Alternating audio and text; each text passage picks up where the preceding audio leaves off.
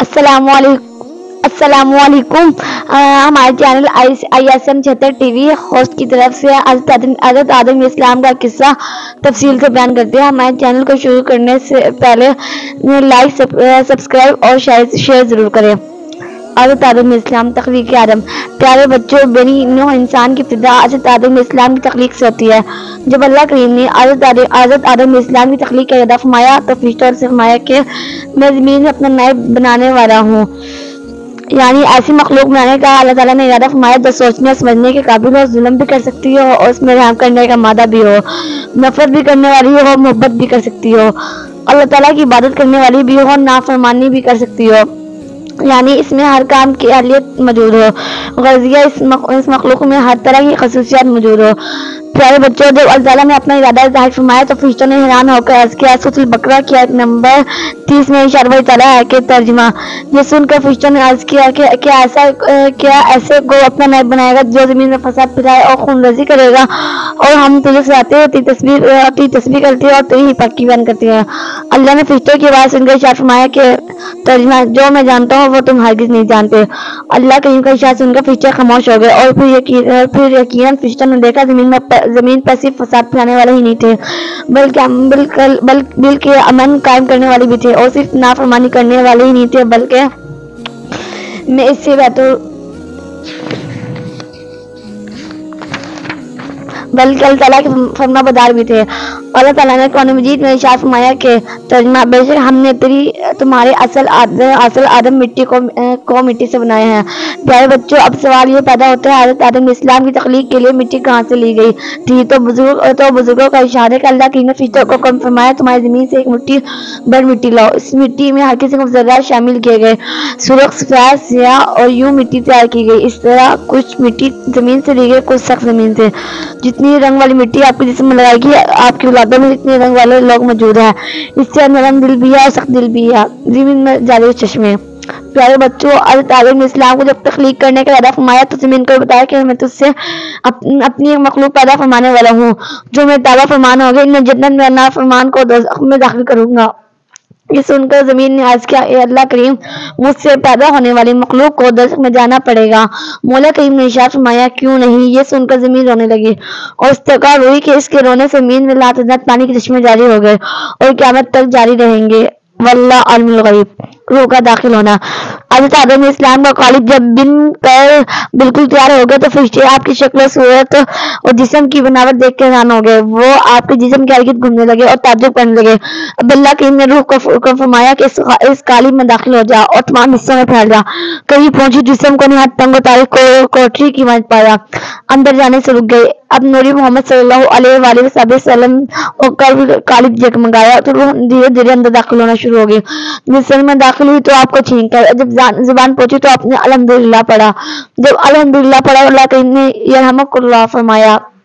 اب اللہ کریم نے فرمایا کہ اے ابو البشر، میں تمہیں اپنی عمد کے لیے ہی پیدا فرمایا ہے۔ جب روح کمر تک پہنچی آپ نے اٹھنا چاہا مگر گر پڑے کیونکہ روح ابھی نچلے حصے تک نہ پہنچی تھی۔ اس لیے اللہ کریم نے قرآن مجید کی سورۃ الانبیاء کی آیت نمبر 27 میں ارشاد فرمایا ہے کہ ترجمہ، انسان تو جلد بازیاب پیدا کیا گیا ہے۔ اس کے بعد روح پورے جسم میں پھیل گئی۔ آپ کو حکم ربانی ہوا کہ فرشتوں کو سلام کرو۔ آپ نے بلند آواز سے کہا، السلام علیکم۔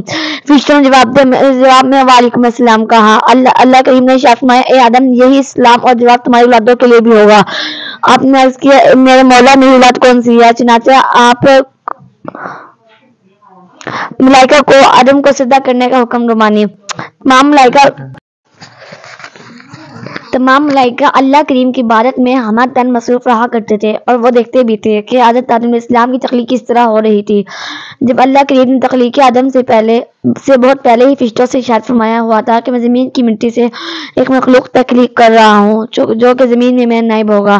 پھر جب حضرت آدم علیہ السلام کو تخلیق فرما لیا اور اس میں روح داخل کر دی گئی تو اللہ کریم نے تمام فرشتوں سے فرمایا کہ آدم کو سجدہ کرو۔ قرآن مجید کی سورۃ البقرہ کی آیت نمبر 34 میں ارشاد بانی ہے کہ ترجمہ، اور ہم نے فرشتوں سے فرمایا کہ آدم کو سجدہ کرو تو سب نے سجدہ کیا سوائے ابلیس کے، اور اس نے تکبر کیا اور وہ تو کافروں سے ہو گیا۔ اسی دن سے ابلیس بارگاہ رب العالمین میں مردود ہو گیا، اور اسی دن سے وہ انسانوں کا دشمن ازلی بن گیا۔ جب اللہ کریم نے ابلیس سے پوچھا کہ تم نے آدم کو سجدہ کیوں نہیں کیا اگرچہ یہ میرے حکم تھا، تو اس نے جواب میں کہا،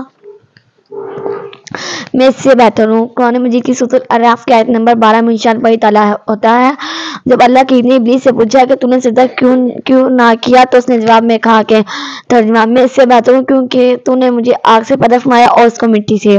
چنانچہ اللہ کریم نے سورۃ الحجر کی آیت نمبر 34-35 میں ارشاد فرمایا کہ ترجمہ تو نکل جائے یہاں سے، تو مردود ہے اور بے شک قیامت تک تجھ پر لعنت ہے۔ یقیناً ابلیس اللہ تعالیٰ کا مقرب فرشتہ تھا، اس نے برسہ برس تک عبادت کی ہوئی تھی، مگر جب اس نے اللہ تعالیٰ کی نبی کی تعظیم نہ کی تو وہ رائندہ درگاہ رب العالمین ہو گیا، یعنی اس کی عبادت حاضر، اس کا بے تحاشا علم اس کے کسی بھی کام نہ آ سکا اور وہ قیامت تک لعنت کا مستحق قرار دے گیا۔ ابلیس کی گزارش۔ اللہ کریم نے نافرمانی کے سبب ابلیس کو ملعون قرار دے دیا تو اس نے اللہ کریم کی بارگاہ میں عرض کیا کہ مجھے مہلت عطا فرمائیے۔ قرآن مجید کی سورۃ الاعراف کی آیت نمبر 14-17 اللہ میں اللہ تعالیٰ کریم کا ارشاد ہے کہ ابلیس بولا مجھے مہلت دے اس دن تک جب لوگ اٹھائے جائیں گے۔ فرمایا تجھے مہلت ہے؟ وہ بولا تو قسم ہے اس کی تو نے مجھے گمراہ کیا، میں ضرور تیرے سیدھے راستے پہ ان کی طاق میں بیٹھوں گا، پھر ضرور میں ان کے پاس آؤں گا، ان کے آگے، ان کے پیچھے اور ان کے دائیں ان کے بائیں سے، اور تو ان میں سے اکثر کو شکر گزار نہیں پائے گا۔ پیارے بچوں، یہی سے نیک لوگوں بد لوگوں کا امتحان شروع ہو جاتا ہے، اس لیے جو بھی بندہ برا کام کرتا ہے کہتے ہیں کہ یہ تو شیطان کا پیروکار ہے، اور جو نیک بندے ہیں وہ اللہ کے بندے ہیں۔ پیارے بچوں، اس لیے ہمیں چاہیے کہ ہمیں اچھے کام کریں، اپنے آپ کو اللہ تعالیٰ کے نیک بندوں میں شامل کریں، نہ کہ ابلیس کے۔ جب ہم نیک کام کریں گے تو ابلیس خود ہی ناکام ہو جائے گا۔ اسی طرح ہمیں نافرمانی سے بھی بچنا چاہیے، کیونکہ شیطان مقرب فرشتہ تھا، مگر نافرمانی کی وجہ سے وہ قرب الہی سے ہمیشہ کے لیے محروم ہو گیا۔ اسی طرح جو بھی اپنے بڑوں کا نافرمان ہوتا ہے وہ اپنے بڑوں کی دعائیں اور مفید مشورے سے محروم ہو جاتا ہے۔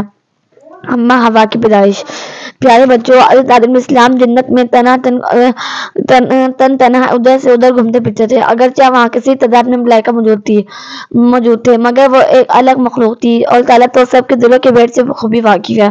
چنانچہ اللہ تعالیٰ کے حکم سے آپ پر نیند طاری ہو گئی، اور اسی دوران آپ کی مائیں پسلی سے حضرت حوا کو پیدا کیا گیا۔ حضرت آدم علیہ السلام جب نیند سے بیدار ہوئے تو آپ نے حضرت حوا کو اپنے قریب بیٹھے ہوئے پایا۔ آپ علیہ السلام نے پوچھا تم کون ہو؟ انہوں نے بتایا کہ میں عورت ہوں۔ اور آپ نے پوچھا تمہیں کیوں پیدا کیا گیا؟ انہوں نے کہا تاکہ مجھ سے آپ کو سکون حاصل ہو۔ چنانچہ دونوں راضی خوشی جنت میں رہنے لگے۔ حضرت آدم و حوا کی بھول۔ پیارے بچوں، حضرت آدم علیہ السلام اور اماں حوا کو اللہ کی ایک درخت کے پھل کھانے سے منع فرمایا۔ قرآن مجید کی سورۃ البقرہ کی آیت نمبر 35 میں ارشاد بانی ہے کہ اللہ تعالیٰ نے آدم حوا سے پیدا فرمایا اور تم دونوں اس درخت کے قریب نہ جانا کہ حد سے بڑھنے والے سے ہو جاؤ گے۔ لیکن حضرت آدم علیہ السلام حوا دونوں ہی ابلیس کے بہکاوے میں آ گئے اور دونوں اس کے درخت کے قریب گئے اور اس کا پھل کھا لیا، اور وہ یہ بھول گئے۔ اللہ تعالیٰ نے منع فرمایا۔ قرآن مجید کی سورۃ طٰہٰ کی آیت نمبر 115 میں ارشاد بانی ہے کہ اور بے شک ہم نے اس سے پہلے آدم سے درخت کے قریب نہ جانے کا عہد لیا تھا، اور تو وہ بھول گیا اور نے اس کا قصد نہ پایا۔ جبکہ سورۃ البقرہ کی آیت نمبر 36 میں اللہ کریم کا ارشاد ہوتا ہے کہ تو شیطان نے انہیں اس درخت کے ذریعے بہکایا اور جہاں وہ رہتے تھے وہاں سے انہیں الگ کر دیا۔ اب شیطان نے بھلا کیوں آدم حوا کو بہکایا؟ تو جواب دیا جائے گا چونکہ اس کو اللہ تعالیٰ نے دربار سے حضرت آدم علیہ السلام کی وجہ سے نکلنا پڑا تھا، چاروں اس نے دونوں کو باری باری بہکایا اور ان کو ایک چیز بابر کرایا کہ اس درخت کا پھل کھانے سے تم ہمیشہ جنت میں ہی رہو گے۔ چنانچہ حضرت آدم و حوا دونوں ہی اس کے بہکاوے میں آ گئے۔ پیارے بچوں، جب حضرت آدم علیہ السلام حوا سے بھول ہو گئی، انہوں نے اس درخت کا پھل جب کھا لیا تو جس سے اللہ تعالیٰ نے منع فرمایا، تو اللہ کریم نے ان سے فرمایا کہ وہ جنت میں نہیں رہ سکتے۔ قرآن مجید کی سورۃ البقرہ کی آیت نمبر 36 میں ارشاد باری تعالیٰ ہے کہ ترجمہ اور جہاں وہ رہتے تھے وہاں سے الگ کر دیا گیا۔ یاد ہے کہ جنت میں حضرت آدم اور حوا دونوں بڑے مزے سے رہتے تھے، وہاں انہیں ہر قسم کے پھل نعمتیں کھانے کی کھلی اجازت تھی سوائے ایک درخت کے، مگر ابلیس جو کہ انسانوں کا اصلی دشمن ہے، اس نے انہیں جھوٹی قسمیں کھا کر کرسمور میں مبتلا کر دیا، اور اسی طرح دونوں کی جنت کی تمام نعمتوں سے محروم ہو گئے۔ بزرگوں کا ارشاد ہے حضرت آدم علیہ السلام جب زمین پر اترے تو آپ کا ٹھکانہ سرانادیپ یعنی سری لنکا کا ایک علاقہ ہے، اور حضرت حوا کو جدہ میں اتارا گیا، جبکہ ابلیس کو پہلے ہی علیہ میں اتارا گیا۔ حضرت آدم علیہ السلام جنت سے زمین پر مختلف قسم کے بیج اور قسم کے پھل اور حجر اسود جیسے جو خانہ کعبہ میں لگا ہوا ہے وہ ایسا جو بعد میں حضرت آدم علیہ السلام کے ہاتھ آیا، جس کی لمبائی 10 گز تھی، اپنے عملہ لائے اور کچھ کھیتی باڑی کے اوزار بھی لائے۔ حضرت آدم علیہ السلام جب دنیا میں آئے تو انہیں بہت زیادہ وحشت اور بلال محسوس ہوئی. حضرت جبرائیل علیہ السلام کو اللہ تعالیٰ نے نازل کیا. انہوں نے اذان کی. جب آپ نے اذان میں نبی کریم کا نام سنا تو آپ کو وحشت اسی وقت دور ہو گئی. حضرت آدم علیہ السلام کی مصروفیات. پیارے بچوں، حضرت شاہ عبدالعزیز محدث دہلوی نے تفسیر عزیز میں رقم فرمایا ہے کہ حضرت آدم علیہ السلام نے سب سے پہلے دنیا میں کپڑا بنانے کا کام شروع کیا. کچھ عرصے بعد آپ نے خود کو مصروف رکھنے اور غذائی ضروریات کو پورا کرنے کے لیے کھیتی باڑی بھی شروع کر دی. حضرت آدم علیہ السلام کبھی کنویں کا پانی نہیں پیتے رہے بلکہ آپ نے ہمیشہ بارش کا پانی پیا. اس کے علاوہ آپ نے ہی سب سے پہلے سونے اور چاندی سے اشرفیاں بھی بنائی. حضرت آدم علیہ السلام کے علوم. فرشتے چاہوں کہ حضرت آدم علیہ السلام کے بارے میں طرح طرح کی باتیں کیا کرتے تھے اور ان کے نزدیک حضرت آدم علیہ السلام افضل نہ تھے کیونکہ آپ کو تخلیق مٹی سے ہوئی تھی اور ملائکہ کی تخلیق نور سے. اس سے اللہ کے حضرت آدم علیہ السلام کو تمام اشیاء کے ناموں سے آگاہ فرمایا. اس کے بعد ملائکہ سے جب پوچھا تو وہ کچھ بھی نہ بتلا پائے اور جب حضرت آدم علیہ السلام نے دریافت کیا تو اس نے تمام اشیاء کے نام فوراً بتلا دیا. اس طرح مولا کریم نے تمام ملائکہ پر حضرت آدم علیہ السلام کی برتری کو ثابت فرما دیا.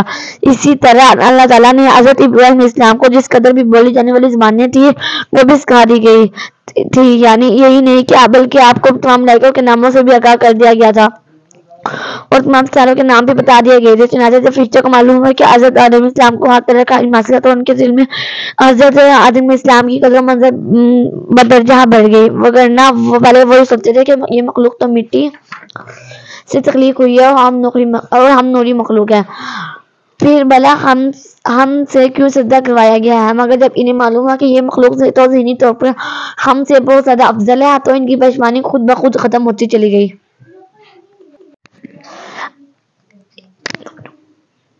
اس کا قصہ اب اختتام پذیر ہوا. یہ ہم نے پارٹ 1 بنائی ہے، دوسری پارٹ ہم بعد میں بتائیں گے اور باقی قصہ ہم آپ کو پارٹ 2 میں بیان کریں گے. جانے سے پہلے ہمارے چینل کو لائک، سبسکرائب اور شیئر ضرور کریں. شکریہ. جزاک اللہ خیر.